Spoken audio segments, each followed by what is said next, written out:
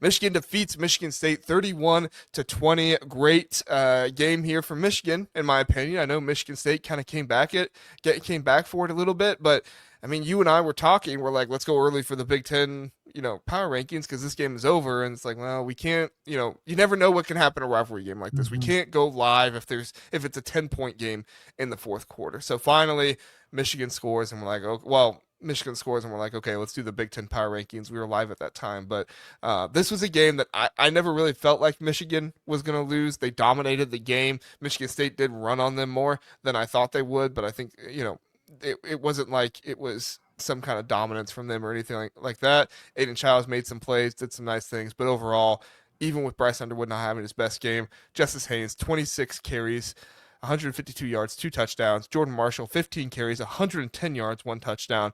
And then Bryce Underwood had 5 carries, 26 yards, and a touchdown. Your thoughts on the game, and then what impressed you most about Michigan? Yeah. By the way, we missed Dave's super chat, so we need to bring it up at some point. But real quick. I mean, I think Michigan, it's kind of what we expected. I think we both picked the game. This might have been for both of us the game we both picked the closest. And I think my takeaway, or the thing I'm most impressed by, is the thing I've always been impressed by with Michigan: their run game. They have two backs over 100 yards. Justice Haynes is a stud. Jordan Marshall's a stud. They couldn't stop him, and that's the reality. And you hope that their potential continues to grow and flourish with Underwood under there. But that's my takeaway, is that their run game is still one of the best. It's one of the best run games, if not the best run game in college football. Yeah, no, I totally agree. And I think I look at the defense more than anything else because to me, you're a Michigan fan. You're saying this is great because you have Jimmy Rolder right now playing his best football that he's played all season long. The past 3 games, he's just been fantastic for this team. Had an interception last game. Before this one, he had over 10 tackles in this game for Michigan and played really, really well. I was kind of concerned when they started moving Jayshon Barham down to the edge a little bit more. It's like, okay, you have Ernest Hausman back there, but who are you going to have next to him?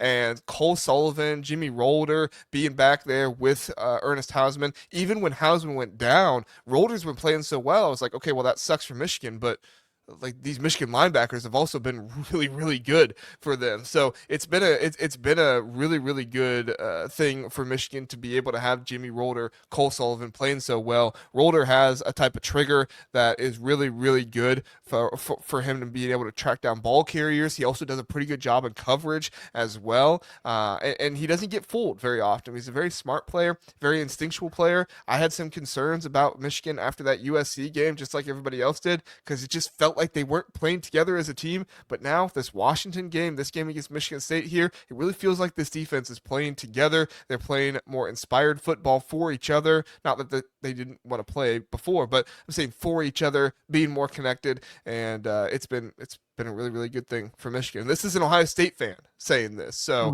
Michigan fans, you can revel in the fact that an Ohio State fan is propping up your team right now. But here on the Big Ten Huddle, we give credit where credit is due. And Michigan gets a whole lot of credit right now for the way they've looked on defense, especially coming off that USC game where the defense could have just fell apart. But credit to the coaching staff, credit to the players that didn't let that happen. This defense has looked really, really good against two good offenses. Michigan State might not be a great team this year, but they have good quarterback. They have good receivers. They have good offensive weapons. Yep, Mekhi Frazier's a good back. Yep. But yeah. Any thoughts on that, Zach? Yeah, no, I think you're right. And I think someone posted it, but Michigan, I think, has a very clear path to the playoff. Right? Because they have Ohio State, yeah. Yeah, like that's because I think most likely they get Purdue at home, then a bye at Northwestern, at Maryland. You would assume that they're going to win those games. And you get Ohio State at home. And I mean, we've both said it. I don't care what the records say. I'm picking Michigan in that game. Until Ohio State proves to me otherwise, I will pick Michigan in that game. Yeah, I mean, I'll say it again. I've said it before. I'm going to pick Michigan to win that game. I'll say that Ohio State should win that game because they have the talent advantage.